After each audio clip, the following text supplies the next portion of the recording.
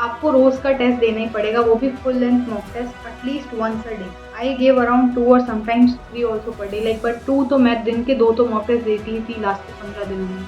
अब कोई ऐसे टाइम नहीं कि नया टॉपिक आप खोल रहे हो, बुक खोल रहे हो, ऐसे एनसीईआरटी वापस स्टार्ट करना, नहीं, ऐसे नहीं करोगे। एनसीईआरटी के रिवीजन आपने मिनिमम 30 तो कर ही लिए होंगे, जैसा मैंने पिछली वीडियो में भी बोला था, minimum 30 revision is a must. एक पॉइंट के बाद आप ऐसे हो जाता है कि यार हाँ, ये अच्छा लग रहा है मेरे को, इससे मेरी सिली मिस्टेक्स भी कम हो रही है, इससे मैं पैनिक भी नहीं हो रहा हूँ, इससे मेरा पूरा पेपर भी टाइम में खत्म हो रहा है।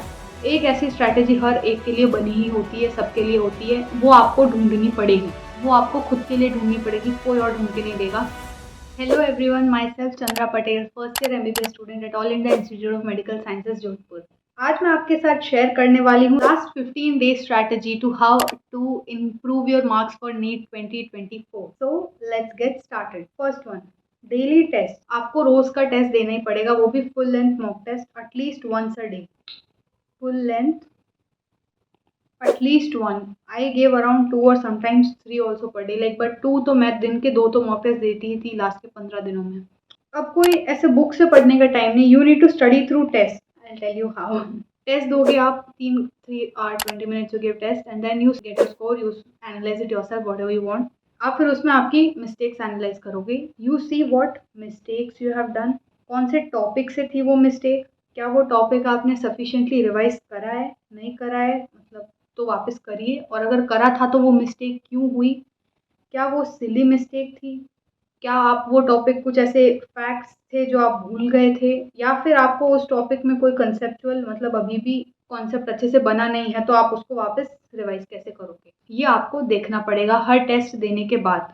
That's how you study in the last 15 days. अब कोई ऐसे टाइम नहीं कि नया टॉपिक आप खोल रहे हो, बुक खोल रहे हो, ऐसे एनसीईआरटी वापस स्टार्ट करना, नहीं, ऐसे नहीं करोगे। मिस्टेक्स जो भी हुई वो टॉपिक देखिए, सिर्फ उस टॉपिक को आपको बार बार पढ़ना है, क्योंकि एक पॉइंट के बाद वो सारी चीज़ें आपके दिमाग में ऐसे छप जाती हैं, बस वो कुछ-कुछ ही ऐसे इधर-उधर वो लूप होल्स होते हैं, उनको आपको स्पॉट करके उन्हीं को आपको वापस बार-बार पढ़ना पड़ेगा। और वो लूप होल स्पॉट कैसे होंगे, जब आप ढेर सारे टेस्ट दोगे, डिफरेंट वैरायटी ऑफ क्वेश्चंस उसमें आएँगे, तो फिर आपको सब पता लगेगा कि हाँ यार, इस टॉपिक से मेरे से मिस्टेक हो रही है, ऐसी मिस्टेक हो रही है, वैसे मिस्टेक हो रही है, तो मुझे उस पे काम करना है। So that's what you usually do in last 15 days.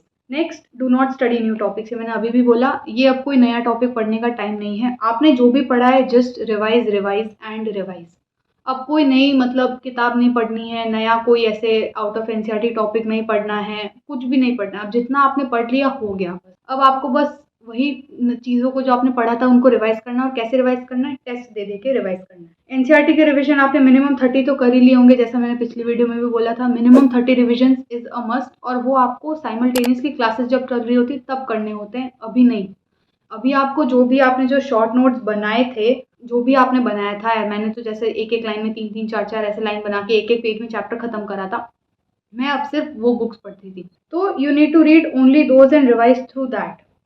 और एक और, हाँ, आप वो शॉर्ट शॉर्ट नोट्स को वैसे रिवाइज करोगे, अगर आपने फिजिक्स में फॉर्मूले बुक बनाई है तो आप वो फॉर्मूले बुक से रिवाइज करोगे। मैंने तो पर्सनली ऐसी कोई बुक बनाई नहीं थी, बट अगर आपने बनाई है तो अच्छी बात है, अगर आपको वो कन्वीनियंट लग रही है तो आप वो फॉर्मूले रिवाइज करो, जो आपने क्वेश्चंस मार्क करे हैं वो आप बार बार रिवाइज करो। मैंने तो ऐसे ही करा था। अब एक और चीज़ जो मैं यहाँ बताना चाहूँगी, आप maximum out of the paper कैसे निकाल सकते हो। जैसे एक क्वेश्चन होता है, उसके 4 ऑप्शन होते हैं। Let's take an example here कि among eukaryotes replication of DNA takes place in. अब इसका सही आंसर हम सबको पता है सिंथेसिस फेज। अब क्या करोगे, आप इसको मार्क करके आगे चले जाओगे नेक्स्ट क्वेश्चन पे? नहीं, आप ये भी कहोगे G2 फेज में क्या होता है, M फेज में क्या होता है, G1 फेज में क्या होता है, ये सब आप लिखो। इससे आपकी पूरी सेल साइकिल और सेल डिवीजन रिवाइज हो रहा है एज अ चैप्टर। एक क्वेश्चन से आप समझ रहे हो, आपका पूरा चैप्टर रिवाइज हो रहा है। एम फेज के आप वो सारे फेजेस लिखो, पी मैट वाले। G1 फेज में क्या होता है, G2 फेज में क्या होता है, ये सब आप लिखो। इससे आपका सब कुछ रिवाइज हो रहा है ओवरऑल पैकेज में। तो आप समझ लो, एक क्वेश्चन से आपका पूरा चैप्टर रिवाइज हो रहा है। फिर which of the following stages of meiosis involves division of centromere. हम सबको पता है इसका आंसर एनाफेज 2 है। तो आप कहोगे, तो अब आपको ये करना है कि मेटाफेज 1 में क्या होता है, मेटाफेज 2 में क्या होता है, टीलोफेज क्या होता है, ये सब आप ऐसे करोगे तो ओवरऑल ऐसे बहुत अच्छे तरीके से आपका ऐसे सब कुछ रिवाइज हो रहा है। तो आप सोच रहे हो 180 क्वेश्चंस आप कितना कुछ रिवाइज कर सकते हो, लिटरली पूरा सिलेबस आपने रिवाइज कर लिया है ऐसे करके। स्टार्टिंग के पेपर्स में आप सब कुछ लिख भी सकते हो, बट जैसे जैसे धीरे धीरे टाइम आप बढ़ेगा और जैसे जैसे आप ज्यादा पेपर्स दोगे, आपको लिखने की भी जरूरत नहीं है। आपको अपने आप वो याद रह जाएगा कि हाँ यार, जीवन फेज में एनसीईआरटी में ये लिखा हुआ था, उसका पैराग्राफ में ये था, ये था। इतना इफेक्टिव तरीका है ना ये रिविजन करने का, मैंने तो यही फॉलो करा था, तो आप भी ऐसा कर सकते हो। फिर नेक्स्ट है सिली मिस्टेक्स को कैसे अवॉइड करें। कैसे अवॉइड करोगे यार, मतलब अटेंटिव रहो ज़्यादा पेपर, मतलब आंखें नाक कान सब कुछ खोल के पेपर पढ़ो, अच्छे से पढ़ो, हाथ सही से चलाओ, ओएमआर में मिस्टेक मत करो। अब वो तो है प्रैक्टिस से होगा, प्रैक्टिस से भी मैं तो कहती हूँ नहीं होता। मेरी तो लास्ट नीट के पेपर में भी सिली मिस्टेक्स हुई थी, तो कुछ बेसिकली आप कुछ नहीं कर सकते मेरे तो कहने के हिसाब से।